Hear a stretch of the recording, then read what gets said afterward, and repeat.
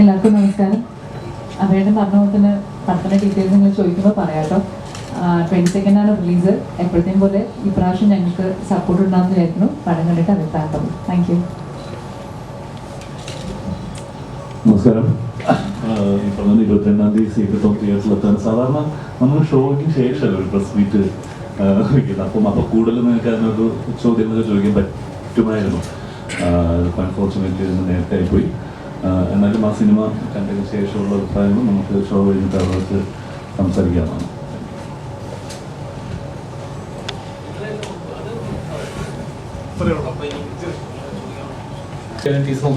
ഒരു എന്താ നമ്മളെ എല്ലാവരുടെ ലൈഫിലും ഫാമിലീസിലും ഉണ്ടാകുന്ന സീക്രട്സ് ഒരു ത്രില്ലർ മോഡിലാണ് ഫീൽ ചെയ്തത്.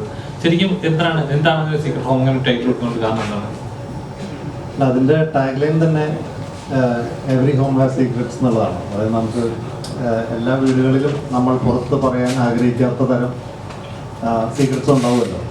അപ്പോൾ ഈ സിനിമ സംസാരിക്കുന്നത് ഒരു ക്രൈം, ഒരു വീട്ടിൽ നടക്കുന്ന ഒരു ക്രൈമും അതിനെ ബേസ് ചെയ്ത് ഉണ്ടാകുന്ന സംഭവവാസങ്ങളിലൂടെയാണ് ഈ സിനിമ മുന്നോട്ട് പോകുന്നത്. അപ്പോൾ അത്തരം വിഷയം കൈകാര്യം ചെയ്യുമ്പോൾ ഈ സിനിമയ്ക്ക് പറ്റിയ പേര് സീക്രട്ട് ഹോം എന്ന് തന്നെയാണെന്ന് നമുക്ക് വേണ്ടത്. ഇതിൻ്റെ റൈറ്റർ അനിൽഗുരു ഉണ്ട്. അപ്പോൾ ഞങ്ങൾ ഒരുമിച്ചാണ് ഇതിൻ്റെ ഒരു നെയിം ഇതാണ് നല്ലത് എന്നൊരു തോന്നലിലേക്ക് എത്തി. ശരിക്കും ഇന്നത്തെ 4 കേന്ദ്ര കഥാപാത്രങ്ങൾക്ക് ഇവർ മാത്രമേ ഉള്ളൂ, അതോ മറ്റു കഥാപാത്രങ്ങളുണ്ടോ? മറ്റു കഥാപാത്രങ്ങളുണ്ട്. ഇവർ 4 പേരുമാണ് ഇതിൽ ഒരു ഈക്വൽ സ്പേസ് ഈ സിനിമയിൽ കൈകാര്യം ചെയ്യുന്നത്. അതുകൊണ്ട് നമുക്കിവിടെ ഇവരുടെ മുഖങ്ങൾ നിങ്ങളുടെ പോസ്റ്ററുകൾ കൂടുതൽ കാണുന്നു.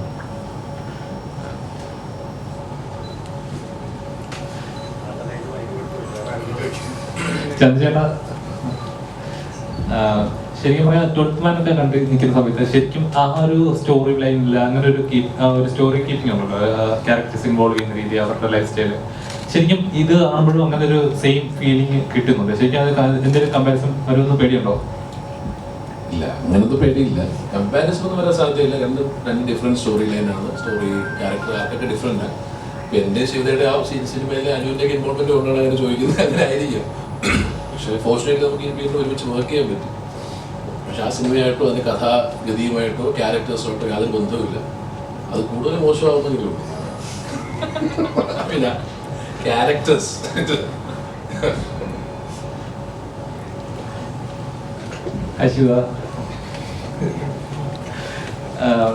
ഓരോ സിനിമ ചെയ്യുമ്പോഴും ഓരോ കഥാപാത്രം ചെയ്യുന്ന സമയത്ത് ചെയ്യുന്ന കഥാപാത്രങ്ങൾ ഒരിക്കലും സാമ്യം തോന്നരുത്, അല്ലെങ്കിൽ ചെയ്യുന്ന കഥാപാത്രങ്ങളുടെ മറ്റേതിനായിട്ട് ഒരിക്കലും ലിങ്ക് ചെയ്യാൻ തോന്നരുത്. അങ്ങനെ ഒരു ഏതൊരു ആർട്ടിസ്റ്റ് അങ്ങനെ ആയിരിക്കും ചെയ്യുന്നത്. ഈ സിനിമയിലെ കഥാപാത്രത്തോളം ഡിഫറെൻ്റ് ആയിരുന്നു. ഇല്ല, എല്ലാ ക്യാരക്ടേഴ്സ് ചെയ്യുമ്പോഴും മേ ബി അപ്പിയറൻസ് വൈസ് നിങ്ങൾക്ക് കുറച്ചൊക്കെ സിമിലാരിറ്റി തോന്നി. കാരണം സെയിം ആൾ തന്നെയാണ്. പക്ഷെ ഈ പറഞ്ഞ പോലെ ഒരു ടൈപ്പ് കാസ്റ്റിംഗ് എന്നുള്ള രീതിക്ക് ഒരു കുട്ടി, അമ്മ, എന്തൊക്കെ ഫാമിലി എന്നൊക്കെ പറയുമ്പോൾ അതുപോലൊക്കെ തന്നെ തോന്നിക്കാറും. പക്ഷെ നമ്മൾ മാക്സിമം ട്രൈ ചെയ്യുക ഏതൊരു ക്യാരക്ടർ ചെയ്യുമ്പോഴും. ഇപ്പം ഇതിലെ സരിക എന്നാണ് ക്യാരക്ടറിൻ്റെ പേര്. ഇത് ചെയ്തപ്പോഴും ശരി, മറ്റേതിലെ മാനറിസംസ് ഒന്നും വരാണ്ടിരിക്കാൻ മാക്സിമം നമ്മൾ ട്രൈ ചെയ്തിട്ടുണ്ട്. പിന്നെ ഇവര് പറയുന്ന ഡയറക്ടറും അതുപോലെ നമ്മുടെ റൈറ്ററൊക്കെ പറയുന്ന അവർ ഇൻപുട്സ് തരുമല്ലോ. അപ്പം അതിനനുസരിച്ചിട്ട് സരിക്ക് മാത്രമായിട്ടുള്ള കുറച്ച് കാര്യങ്ങളുണ്ട്. അത് ചെയ്യാനായിട്ട് മാക്സിമം ട്രൈ ചെയ്തിട്ടുണ്ട്. അപ്പോൾ ഐ ഹോപ്പ് നിങ്ങൾ കണ്ടു കഴിയുമ്പോൾ നിങ്ങൾക്ക് മനസ്സിലാവും ഇങ്ങനത്തെ ഒരു ക്യാരക്ടർ ഞാൻ ചെയ്തിട്ടുണ്ടാവില്ല. ഉറപ്പായിട്ടും എന്നെ കണ്ടാൽ അറിഞ്ഞൂടെ. എപ്പോഴും മോട്ടിവേഷൻ തരുന്ന ഒരാള്, നല്ലൊരു ഭാര്യ, മറ്റേ അങ്ങനത്തെ ഒരു ക്യാരക്ടറാണല്ലോ എപ്പോഴും ചെയ്യുന്നത്. അതിൽ നിന്ന് ഇത് നോക്കുമ്പോൾ ഉറപ്പായിട്ടും വളരെ ഡിഫറെന്റ് ആയിരിക്കും. പടം കണ്ടുകഴിയുമ്പോൾ നിങ്ങൾ തന്നെ പറയും ഇത്രയും ഡിഫറൻസ് വേണമെന്നുള്ളത് പറയും നിങ്ങൾ തന്നെ. ഇപ്പം ഓരോ സിനിമ ചെയ്യുമ്പോഴും ഇപ്പോൾ ഒരുപാട് നമ്മൾ ത്രില്ലർ സീരീസുകൾ കാണുന്നതാണ്, ക്രൈം സീരീസ്, മിസ്റ്ററി അങ്ങനെ ഇതൊക്കെ കാണുന്നതാണ്. അപ്പോൾ ഓരോന്ന് ചെയ്യുന്ന സമയത്ത് അത്രത്തോളം പ്രേക്ഷകരെ എൻഗേജ് ചെയ്യിക്കുക എന്നുള്ളൊരു എലമെൻ്റ് ഉണ്ട്. കാരണം പണ്ടത്തെ പോലെ അല്ല, ഓരോ സിനിമ കാണുമ്പോഴും ഇപ്പോൾ ഒരു ഇത് ആ സിനിമയിലെ സീനില്ല, ഇതേപോലെ സീൻ കമ്പാരിസൺസ് എപ്പോഴും വരാറുണ്ട്. അപ്പോൾ ഇങ്ങനൊരു സിനിമ ചെയ്യുന്ന സമയത്ത് എത്രത്തോളം അത് കെയർഫുൾ ആയിരുന്നു?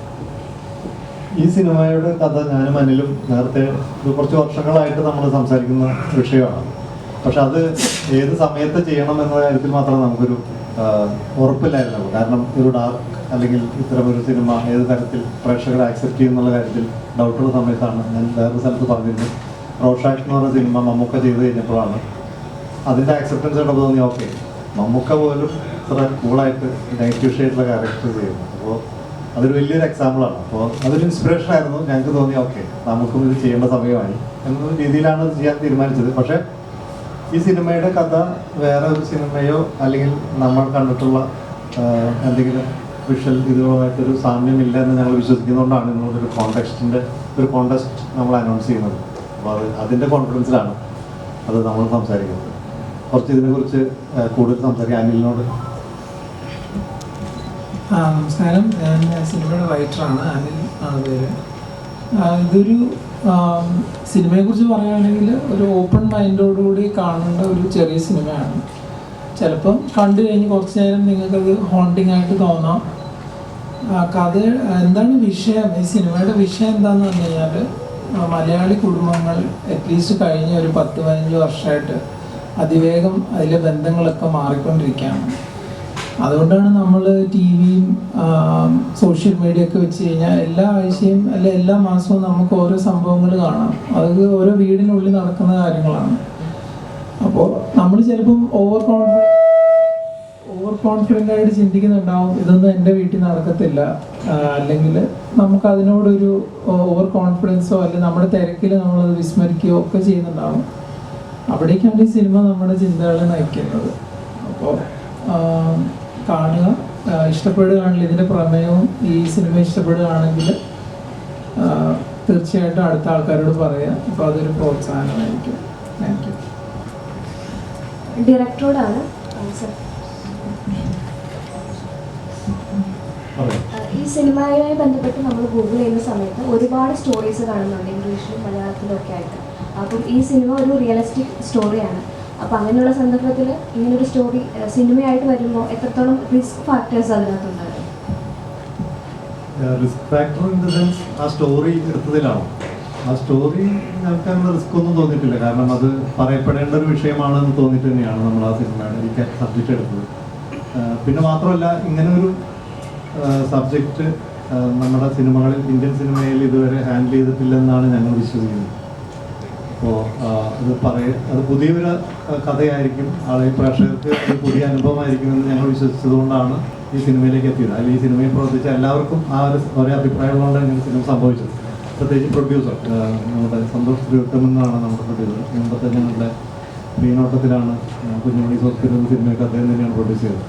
ഈ ഒരു സബ്ജക്റ്റ് പ്രൊഡ്യൂസ് ചെയ്യാനായിട്ട് പ്രൊഡ്യൂസറെ കിട്ടുക ഒരു ടഫായിരുന്നു. കാരണം നമ്മളൊരു ഭയങ്കര പ്ലസൻറ്റ് മാസ് അങ്ങനത്തെ സിനിമകളൊന്നും അല്ലത്, വേറെ കുറച്ചൊരു ഡിഫറെൻ്റ് ആയിട്ടൊരു സബ്ജക്റ്റാണ്. അത് അദ്ദേഹം ഇതിൽ വിശ്വസിച്ചു, ഈ സിനിമയിൽ വിശ്വസിച്ചു. ഈ പറയപ്പെടേണ്ട വിഷയമാണെന്ന കാര്യത്തിൽ അതിൽ അദ്ദേഹത്തിൻ്റെ കോൺഫിഡൻസ്, അതാണ് ഈ സിനിമയിലേക്ക് എത്തിയത്. അപ്പോൾ ഇത് സിമിലർ നെയിംസ് നമുക്കിപ്പോൾ ഈ സീക്രട്ട് ഹോം ഫെമിലർ ആണ്. ചിലപ്പോൾ പല ഭാഷകളിലും പലതരത്തിലൊക്കെ ആ നെയിം പറയപ്പെടുന്നുണ്ടാവും. പക്ഷേ അതുകൊണ്ടായിരിക്കും സെർച്ച് ചെയ്യുമ്പോൾ സിമിലർ നെയിംസ് വരുന്നത്. പക്ഷേ ഈ സിനിമയായിട്ട് അതിനൊന്നും ബന്ധമുണ്ടാവില്ലെന്നാണ് ഞങ്ങൾ വിശ്വസിക്കുന്നത്. നിങ്ങൾ സിനിമ കണ്ടിട്ട് ആണ് അത് പറയുന്നത്. ഇപ്പോൾ മറ്റന്നാൾ സിനിമ തിയേറ്ററിൽ എത്തും, പേര് തന്നെ സീക്രട്ട് ഹോം എന്ന് തന്നെയാണ്. ഇപ്പൊ റിവ്യൂല് ചെയ്യാൻ പറ്റിയ എന്തെങ്കിലും സീക്രട്സ് ഉണ്ടോ? കഥാപരമായിട്ടുള്ള സീക്രട്ട് ആണോ ഉദ്ദേശിച്ചത്? സീക്രട്ട് ഹോമിലെ പ്രേക്ഷകർക്ക് എന്താണ് നിങ്ങൾ നൽകാൻ പോകുന്നത്?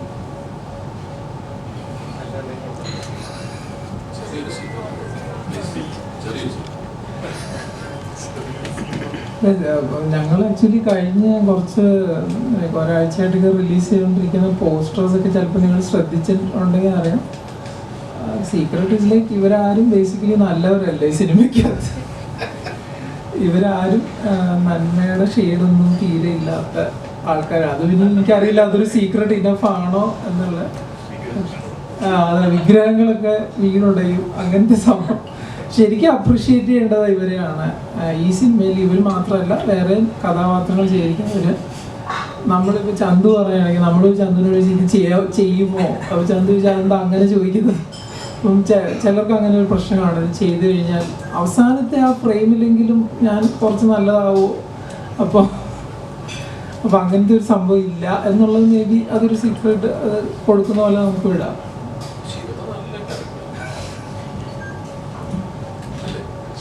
അങ്ങനെ തീരെ മോശമല്ല.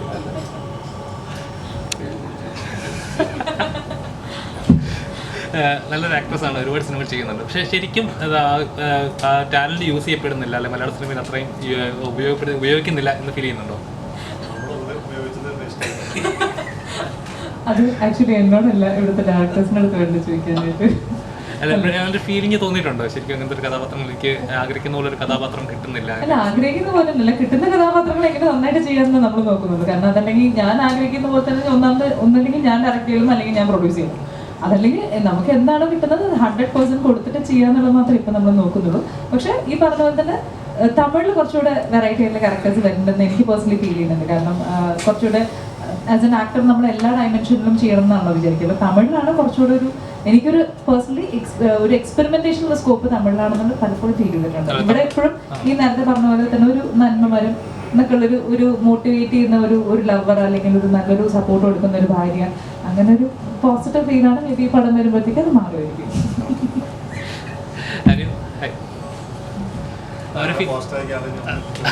ഒരു ഫിലിം ബാക്ക്ഗ്രൗണ്ട് ഉള്ള ഒരു ഫാമിലി നിന്നാണ് വരുന്നത്. അപ്പം അങ്ങനെ ഉള്ളപ്പോൾ തന്നെ വേണമെന്ന് വെച്ച് കഴിഞ്ഞാൽ നല്ലൊരു എന്താ പറയുക ആഗ്രഹിക്കുന്ന ലെവലിലൊരു ഫിലിമിലോട്ട് കയറാം, അല്ലെങ്കിൽ ഒരു റെക്കമെൻഡേഷൻ ചെയ്യണം, അങ്ങനെ ഒരു വേണമെങ്കിൽ വെച്ചാൽ കയറാൻ പറ്റും. പക്ഷേ സ്വന്തമായിട്ട് അത് വെച്ചാൽ എനിക്ക് ഇങ്ങനെ ഒരു ഐഡന്റിറ്റി ഉണ്ടാക്കണം അങ്ങനെ ശ്രമിക്കുന്ന ഒരു ആക്ടറായിട്ട് ഫീൽ ചെയ്യാറുണ്ട്. ശരിക്കും വേണം എങ്ങനത്തെ ഒരു ഫിലിം ചെയ്യുന്ന സമയത്ത് അല്ലെങ്കിൽ എൻ്റെ ഒരു ക്രൂവിൻ്റെ കൂടെ വർക്ക് ചെയ്യണം അങ്ങനെ ആഗ്രഹം ഉണ്ടാവുമല്ലോ. അപ്പോൾ ഏതെങ്കിലും സിനിമ അങ്ങനെ ചെയ്യണമെന്ന് ആഗ്രഹിച്ചിട്ടുണ്ടോ?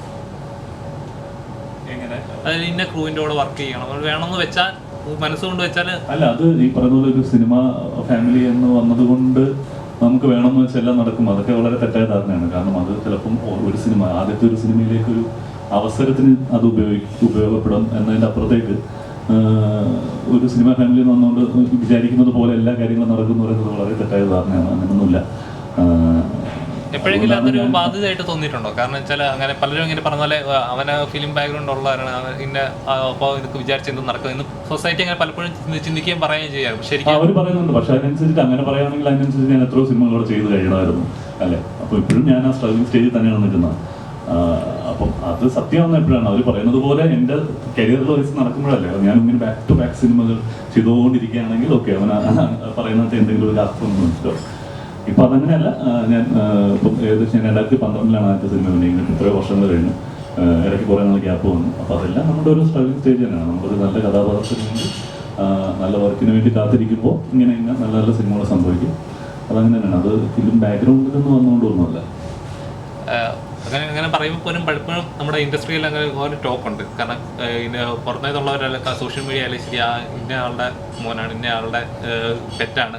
അപ്പോൾ അങ്ങനെ ഉള്ളപ്പം വേണമെന്ന് വിചാരിച്ചാൽ നടക്കും. പക്ഷേ അങ്ങനത്തെ ഒരു ഇത് ഒരുപാട് ടോക്കുകൾ സോഷ്യൽ മീഡിയയിലൊക്കെ വരാറുണ്ട്. ടോക്കുകൾ നടക്കുന്നുണ്ടാകുമ്പോൾ നമ്മളിപ്പോൾ ഇവിടെ ഉള്ള ആൾക്കാരെ നോക്കിയാൽ പോലെ അവർ എല്ലാവരും സിനിമ കുടുംബത്തിൽ നിന്ന് വന്ന ആൾക്കാരാണ് ഇവിടെ നിലനിൽക്കുന്നതും വലിയ സ്റ്റാർട്ടപ്പിൽ നിൽക്കുന്നതൊന്നും അല്ലല്ലോ. എത്രയോ ആൾക്കാർ കഷ്ടപ്പെട്ട് തന്നെയാണ് വന്നിരിക്കുന്നത്. അവർ സ്ട്രഗിൾ ചെയ്ത് തന്നെ കയറി വന്നിരിക്കുന്നത്. അപ്പോൾ അത് അങ്ങനെയാണെങ്കിൽ അത് മാത്രം സംഭവിക്കണം അല്ലേ. സിനിമ ബാക്ക്ഗ്രൗണ്ടിൽ നിന്ന് സിനിമ ഫാമിലി എന്നുള്ള ആൾക്കാർ മാത്രം സിനിമയിൽ വർക്ക് ചെയ്യുക എന്ന് പറയുന്നത് അസംഭവ്യമാണ്. അത് നടക്കും. ഈ സിനിമയിലെ കഥാപാത്രം എങ്ങനത്തെ ഒരു കഥാപാത്രമാണ്? ഇതിലെ കഥാപാത്രം ഞാൻ പറയുന്ന ഒരു ഗ്രേ ഷെയ്ഡുള്ള ക്യാരക്ടറാണ്. അജീഷ് എന്ന് പറയുന്നൊരു IT പ്രൊഫഷണലാണ്. ഞങ്ങൾ ഒരുമിച്ച് വഹിക്കുന്ന ആൾക്കാരാണ്. ഈ പറയുന്നത് ഒരു വീട്ടിൽ നടക്കുന്ന ഇൻസിഡൻറ്റിനെ ബേസ് ചെയ്ത് കണക്ട് ആവുന്ന ക്യാരക്ടേഴ്സാണ് ചന്തു ചെയ്യുന്നതും ശിവദ ഞാനും അഫോൺ ചെയ്ത ക്യാരക്ടേഴ്സ്. വേറെ ഒരുപാട് ക്യാരക്ടേഴ്സ് ഉണ്ട്. ക്യാരക്ടറിനെ പറ്റി അത്രേ പറയാൻ പറ്റുള്ളൂ. ബാക്കി ചേട്ടാ, അപ്പോൾ ആടുജീവിതം അടുത്ത ദിവസം റിലീസ് ആകാൻ പോവാണ്. അതിൽ അമ്മ അഭിനയിച്ചിട്ടുണ്ട്. അപ്പം ആടുജീവിതം എന്ന സിനിമ കാണാൻ എത്രത്തോളം എക്സൈറ്റഡ് ആണ്? ഞങ്ങൾ ഇന്നലെ വീട്ടിൽ സംസാരിച്ചുള്ളൂ. ഞാനും നീ തമ്മിൽ കോമ്പറ്റീഷൻ. അപ്പൊ അത് ഒരാഴ്ച ഗ്യാപ്പിൽ വരുന്ന സിനിമകൾ. ആടുജീവിതം എക്സ്പെക്ടേഷൻ ഭയങ്കര, കാരണം നമ്മൾ നോവൽ വായിച്ച് അതേപോലെ ഫീൽ ചെയ്ത ഒരു നോവലായിരുന്നു ആടുജീവിതം. അത് എത്രയോ വർഷം 10 വർഷം മുന്നേയൊക്കെ വായിച്ചതാണ്. അപ്പം അത്രയും നാളെടുത്ത് ഒരു ഡയറക്ടർ ഒരു 16 വർഷം സമയം കളഞ്ഞ് എത്രയോ വർഷം കൊണ്ട് ഷൂട്ട് ചെയ്തെടുക്കുന്ന ഒരു സിനിമ കാണാൻ എന്തായാലും നമ്മൾ എക്സൈറ്റഡ് ആണ്. അത് അതിൻ്റെ ഒരു ഔട്ട്പുട്ട് തന്നെയാണ്. എത്രയായാലും അമ്മ ക്യാരക്ടറിനെ പറ്റി എന്തെങ്കിലും കാര്യങ്ങൾ ഡിസ്കസ് ചെയ്തിട്ടുണ്ടോ നിങ്ങളുമായി ആടുജീവിതവുമായി ബന്ധപ്പെട്ടിട്ട്? ഇല്ല, അതിൽ രാജുവിൻ്റെ അമ്മയുടെ ക്യാരക്ടറാണ്, ഉമ്മയുടെ ക്യാരക്ടറാണ് അമ്മ ചെയ്യുന്നത്. അത് നോവൽ വായിച്ച ആൾക്കാർക്ക് അറിയാം. ആ ഒരു ഗൾഫിലേക്കുള്ള യാത്രയ്ക്ക് മുന്നേ ഉള്ള കുറച്ച് സീക്വൻസുകളായിരിക്കും സിനിമയിൽ. അങ്ങനെയാണ് ഞാൻ പ്രതീക്ഷിക്കുന്നത്. ഇപ്പോൾ റീസെൻ്റ്ലി ഫെബ്രുവരി എടുത്തു കഴിഞ്ഞാൽ മഞ്ഞുമൽ ബോയ്സ് അതേപോലെ ഇഷ്ടംപോലെ അടിപൊളി ഫിലിംസാണ് ഇറങ്ങിക്കൊണ്ടിരിക്കുന്നത്. അപ്പോൾ സീക്രട്ട് ഹോം എന്ന് പറഞ്ഞ ഫിലിം എത്രത്തോളം അതിൽ നിന്നൊക്കെ വ്യത്യസ്തമായിരിക്കും, അല്ലെങ്കിൽ എന്ത് കോൺഫിഡൻസ് വെച്ചാണ് ഈ ഒരു സിനിമ മുന്നോട്ട് വയ്ക്കാൻ പോകുകയെന്ന് ചോദിച്ചു കഴിഞ്ഞാൽ എന്തായിരിക്കും ആൻസർ?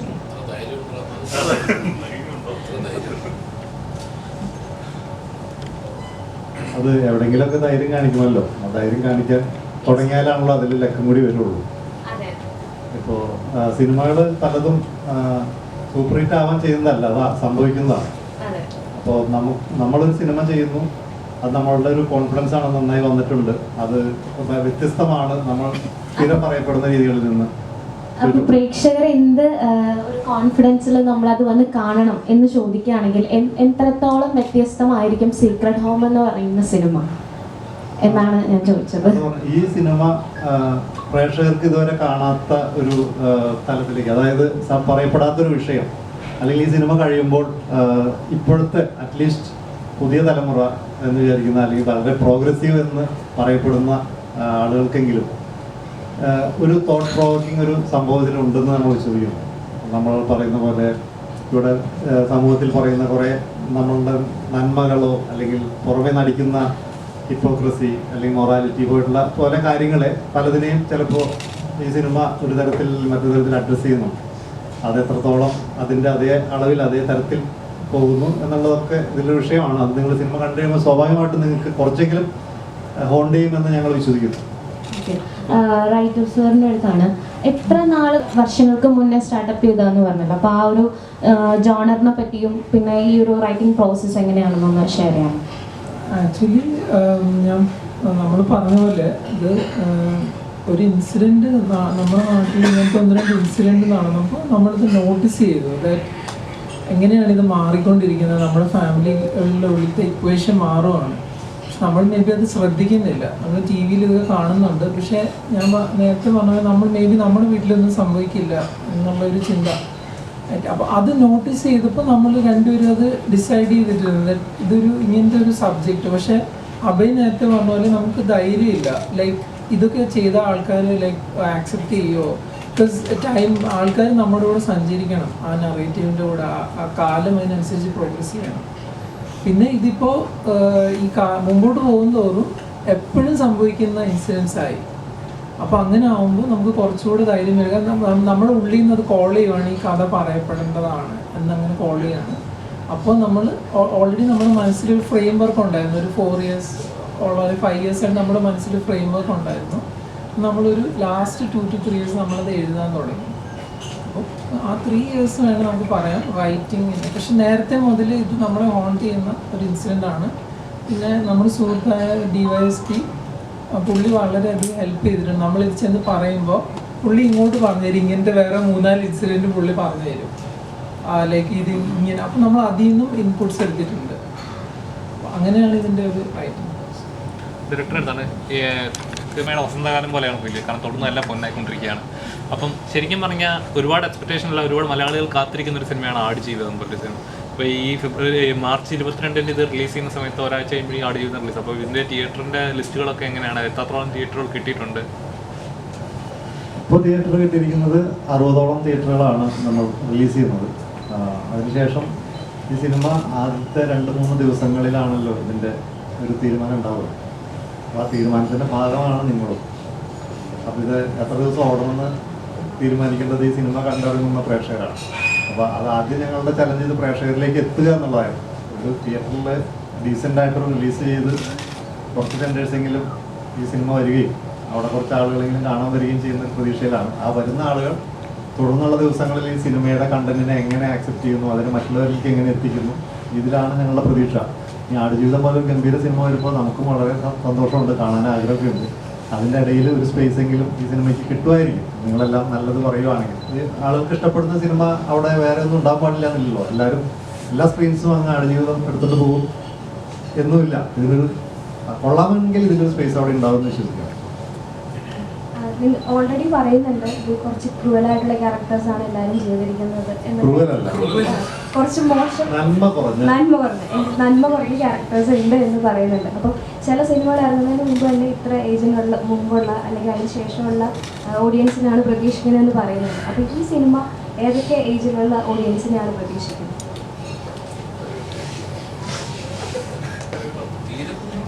ആക്ച്വലി ആ കറക്റ്റ് ചെയ്യണം, ക്രൂവൽ അങ്ങനെയല്ല. അവരൊക്കെ മനുഷ്യ സഹജമായ പ്രശ്നങ്ങളുള്ള ആൾക്കാരാണ്.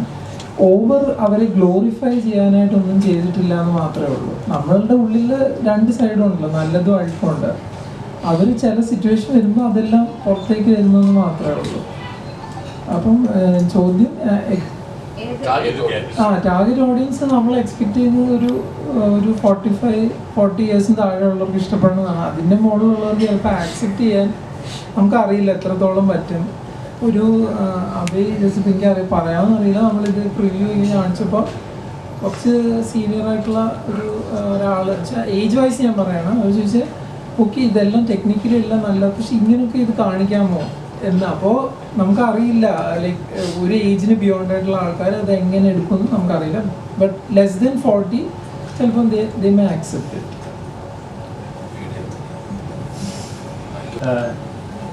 സമൂഹത്തിൽ നടക്കുന്നുണ്ട്, നമ്മളെല്ലാവരും അങ്ങനെയല്ലോ നടക്കുന്നുണ്ട്, നമുക്കറിയാം. പക്ഷെ നമുക്ക് പറയാൻ ഇഷ്ടമല്ല, അല്ലെങ്കിൽ നമ്മൾ അറിഞ്ഞതായിട്ട് അത് അംഗീകരിക്കാൻ നമ്മൾ തയ്യാറല്ല. അങ്ങനത്തെ വിഷയങ്ങളുണ്ട്. ഈ സിനിമ ഹാൻഡിൽ ചെയ്യുന്നൊരു വിഷയം അതാണ്. ഇതൊക്കെ ഇവിടെ സംഭവിക്കുന്ന കാര്യങ്ങളാണ്. ഇതിൻ്റെ കഥയുമായി ഞങ്ങൾ ചില ആർട്ടിസ്റ്റുകളെ സമീപിച്ചപ്പോൾ, അത് സംസാരിച്ചപ്പോൾ അവർ ഇങ്ങോട്ട് സിമിലർ ഇൻസിഡൻറ്റ് ഞങ്ങളോട് പറഞ്ഞു തരികയുണ്ട് പലരും. അപ്പോൾ അത് ഞങ്ങൾക്ക് കൂടുതൽ കോൺഫിഡൻസ് തരിക. അത് വൺ ഓഫ് ഇൻസിഡൻറ്റ് അല്ല, these all are happening around. എനിക്കൊരു ചോദ്യം അല്ലേ, ഞാൻ കുറേ നേരം ചോദിക്കുമ്പോൾ വിചാരിച്ചതാ ഷൂട്ട് കഴിയും ശേഷവും അല്ലല്ല ചേട്ടനോട് ഈ ക്ലൈമാക്സ് അല്ലെ പടത്തിന്റെ ക്ലൈമാക്സ് പരിപാടി ആ പരിപാടി അത് ഫിക്ഷനിലാണോ ശരിക്കും അങ്ങനെ സംഭവം, അങ്ങനത്തെ സിമിലർ ഇൻസിഡന്റ് ഉണ്ടായിട്ടുണ്ടോ കേരളത്തിൽ? അതിനോട് സാമ്യമുള്ള ഇൻസിഡൻസ് ഉണ്ടായിട്ടുണ്ട്. സാമ്യം അല്ല, അത് എക്സാക്ട്ലി അവിടെ നമ്മൾ കാണിക്കുന്ന അല്ലെങ്കിൽ ആ സിനിമയിൽ എക്സാക്ട്ലി ഒരു സീനിൽ ഷൂട്ട് ചെയ്ത് വെച്ചാൽ അതേപോലെ സംഭവിച്ചിട്ടില്ല. ഉണ്ടോന്ന് അറിയില്ല, നമുക്കിപ്പോൾ എല്ലാം അറിയില്ല. പക്ഷേ അപ്രോക്സിമേറ്റ് ഇതിലും കടന്ന ലെവലുണ്ടായിട്ടുണ്ട്. മറ്റ് ആർട്ടിസ്റ്റുകളോട് ചോദിച്ചപ്പം ഇതിൽ സിമിലർ ആയ ഇൻസിഡൻസ് ഉണ്ടെന്ന് പറഞ്ഞിട്ടുണ്ട്. അവരോട് ഇത് ചോദിച്ചപ്പോൾ അവരിത് അക്സെപ്റ്റ് ചെയ്യാതിരുന്നത് എന്തുകൊണ്ടായിരുന്നു എന്ന് പറയാൻ പറ്റും. ഇവരിലേക്ക് എങ്ങനെയാണ്? അല്ല, അങ്ങനത്തെ ഞാൻ ഈ മെയിൻ ആർട്ടിസ്റ്റുകളല്ലായിരുന്നു അത് ഇതിലല്ലാതെയും ചില ക്യാരക്ടേഴ്സ് ഉണ്ട്. അത് അവരുടെ സംഭവം നിങ്ങൾ പുറത്ത് വരുന്നു. അല്ല അത് പുള്ളിയെ ചോദിച്ചുകൊണ്ട് പറയാണ്. ഒരു ആർട്ടിസ്റ്റിൻ്റെ അടുക്ക പറഞ്ഞപ്പോൾ അത് ഒരു ജസ്റ്റ് അവരുടെ ഒരു ഒപ്പീനിയൻ ആണെന്ന് വെച്ചാൽ അവർ ബിലീവ് ചെയ്യുന്ന പൊളിറ്റിക്സ് അല്ല, അവരുടെ പൊളിറ്റിക്കൽ കറക്റ്റ് ലൈക്ക് അങ്ങനെയല്ല ഇത്, അതുകൊണ്ട് ചെയ്യാൻ പറ്റില്ല എന്നുള്ള ഒരു രീതിയിൽ പറഞ്ഞിരുന്നു.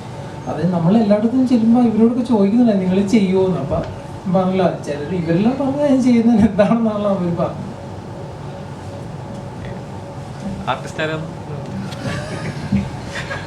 അല്ല, ഇത് സിനിമ കണ്ടു കഴിയുമ്പോൾ സ്വാഭാവികമായിട്ടും നിങ്ങൾക്ക് മനസ്സിലാവും ഏത് ക്യാരക്ടർ ചെയ്യാനായിരുന്നിട്ടുണ്ടാവാം ഞങ്ങൾ അങ്ങനെയുള്ള ആളുകളെ സമീപിച്ചതെന്ന് നിങ്ങൾക്ക് വ്യക്തമാവും. അത് ഗ്യാരണ്ടി.